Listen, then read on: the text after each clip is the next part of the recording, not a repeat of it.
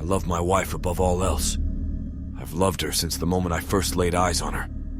I would do anything for her, and that has never changed after all these years. We first met in college. We were both theater majors, and it was day one of Acting 1 class that our eyes met for the first time. She had chocolate brown eyes that were complemented by her dark brown curls. We stared at each other constantly that first day, and when we were partnered together, we knew that it was fate. "My name is Margaret," she said as soon as I walked up to her after class. I took her by in hand and kissed it. "Henry," I responded. She then took one of my long dreadlocks and wrapped it around her finger, staring me in the eyes and biting her lip. It was an amazing meeting with an even better ending later that night. The following night we went on our first date, a theater production of Sueño. We held each other's hand through the entire performance, and afterward I walked her to her dormitory. Every day after that was like a love story. We went through good times and bad times. We broke up and got back together. Through it all, one thing never changed for me. I loved her and would do anything for her. We got married after graduation and went on to become very successful in the stage acting scene. We were considered a power couple and were always cast in romantic roles opposite each other. It was easy to bring the true deep love that we felt for each other to the stage, and it was nice to make money from it. One day, our lives took a turn. We had just finished a successful performance of the stage play The Clean House when we were approached by a member of the audience. "That was an amazing performance," he said, a creepy English accent behind his words. "Why, thank you, you're sweet," said Margaret, gripping my hand. I could tell this guy had creeped her out, but being a talented actress, she was able to put on a nice front. "I've been watching you two for a very long time," he continued, his pale blue eyes staring into Margaret. "I am very much a fan of your work. Every performance is riveting, and I can tell that you put true passion into your exchanges. You two must truly love each other." "We do," I said, stepping slightly in front of Margaret. "We love each other very much. I would do anything for her." I looked at her and she gave me that beautiful smile of hers. "That warms my heart to hear," he said, as he put his arms behind his back and looked up into the night sky. "True love is a valuable gift that is often taken for granted. If you're not careful, you can easily lose it forever, and it can never be replaced, no matter how hard you try." He then looked at me, and I could see just how disturbing his pale blue eyes were. "Hold on to that gift. Cherish it forever." He began to walk away before I asked the question that had been bothering me since we met. "Who are you?" I yelled. He stopped and turned his head. "Your biggest fan," he answered. He then walked away. Margaret and I looked at each other, baffled at what had just taken place. Later that night, we were sitting on our couch watching a movie when suddenly there was a knock at the door. "Wonder who that could be," said Margaret as she got up to see who it was. She looked at the peephole and froze in place before taking a single step back and opening the door. Standing just outside the door was the same man we had talked to earlier that night. He stood there with his arms behind him, his pale blue eyes shining like the moon. "Honey?" I said, standing up from the couch to join Margaret at the door. "Please, come in," Margaret said to the man, to my shock.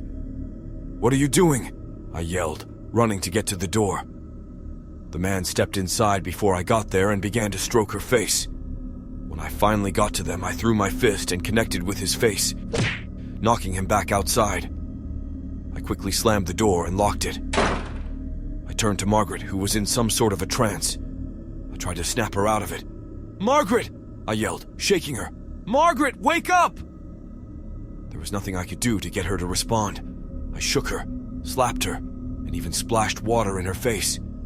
Nothing would work. Suddenly, the lights in the house went out. I looked around until I saw the silhouette of a man standing outside our living room window. I blinked, and it was gone. I began to panic and ran to the gun safe in our bedroom. Despite being theater nerds, we were very well trained in self-defense and firearms. We could each hold our own if our lives were in danger, and if there was ever a time to put that training to use, It was now.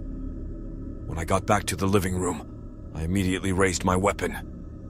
There stood the strange man, holding Margaret by the face. "Let go of her!" I yelled, aiming for his head. He looked at me, and the only thing I could see in the darkness was glowing red eyes. He then turned his head to Margaret and I fired, hitting him directly in the head. He fell to the floor hard and I ran over. Margaret fell over too, but I caught her before she hit the ground. She still would not respond, her eyes wide open in a trance. I looked over to the man, but he was gone. I gently laid her on the floor and stood up quickly, readying my weapon once again. Suddenly, I felt a strong, tight grip on the back of my neck, and I was then thrown across the room, hitting the wall. I groaned in pain as I grabbed my gun and slowly stood to my feet, shaking as I raised my weapon again. Again, he had a hold of Margaret, but this time he pulled her head close to his. I felt my heart race and my blood boil as he put her lips to his glowing red eyes staring right at me. "No!" I screamed as I ran towards them. He then pushed her to the side and opened his arms to me, as if inviting me to fire on him again. I obliged and fired 5 rounds into him, but all he did was allow them to connect as he laughed. I ran up to him, but he grabbed me by the throat before I could do anything. He pulled me close to his face, and I could see every horrifying feature. Not only did he have demon-like eyes, but his face was covered in disgusting, pulsating veins. In his mouth were 2 sharp fangs and a long, slimy tongue, which rubbed against my face, as if tasting me before taking his first bite. I lifted my gun to the arm that had a hold of me and fired twice. He growled in pain as he released me, and I connected the butt of my gun to his face repeatedly. He fell to the floor and I mounted him, smashing his face more and more, harder and faster. I could feel the blood gush and spray all over as the bones in his skull crack and collapse. By the time I was done, there was nothing but smashed bone, brains, and blood.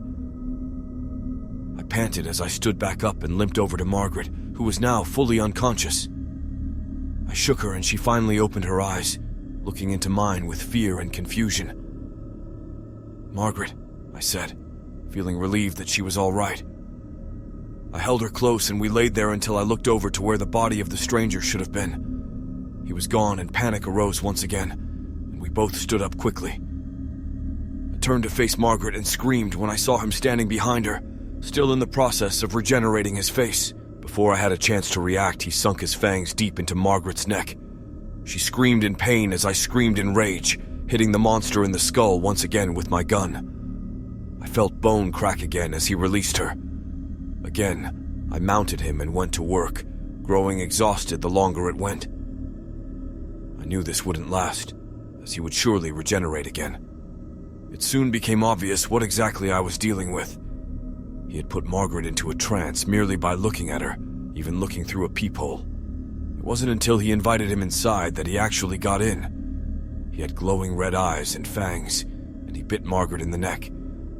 He's a vampire, I thought to myself. While he was down, I ran to the kitchen and grabbed an old wooden broom. I broke it in half and ran back to the body, where I rammed it as hard as I could directly into his heart. The body began to convulse and flail its arms and legs all over. Suddenly it stopped and went completely limp, before melting away into deep red blood and other disgusting fluids.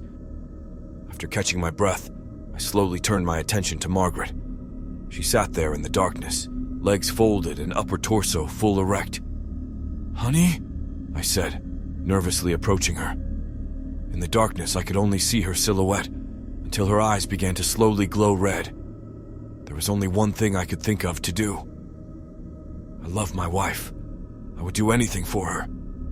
Even if that meant chaining her up in the basement, feeding her a pint of my own blood every day while I figure out what to do about her. When the hunger would hit her, she became like a wild animal that cannot be communicated with. So I fed her my blood and she became herself again. She understood the situation and never held it against me. It wasn't easy, but it was all we could do. Unfortunately, a pint only went so far until soon it wasn't enough. So I gave more and more until the point that I was endangering myself with so much blood loss. It was then that I decided to feed her. Full meals. It started with small animals at first, and then cats and dogs. Soon I made the hard decision to invite homeless people into our home, knock them out, and give them to her. This went on for far too long before it really started to affect us. She felt like a monster, and I did as well. I love my wife, and I would do anything for her, which brings me to now. I'm sitting here, writing this, shaking. There is literal blood on my hands as I try to compose myself. She asked me to do one last thing for her. I refused at first, because I loved her too much. "If you love me," she began, looking me deep in my eyes, her now pale blues not blinking, "you will do this." Tears fell from both of our eyes as I pulled her in close. "I love you, Margaret," I whispered. "I love you, Henry," she responded. I could hear the squish as I drove the wooden stake in her heart. I trembled as I listened to her whimpers, gasps, and eventual silence. I broke down as her body melted away into liquid. I laid there in her remains, sobbing. I sit here now, with nothing left but the warning about the creatures of fiction that are very much a reality. I write my confession of the crimes I've committed out of love. I say goodbye to any friends or loved ones that may be reading this. I loved her. I did everything. For her.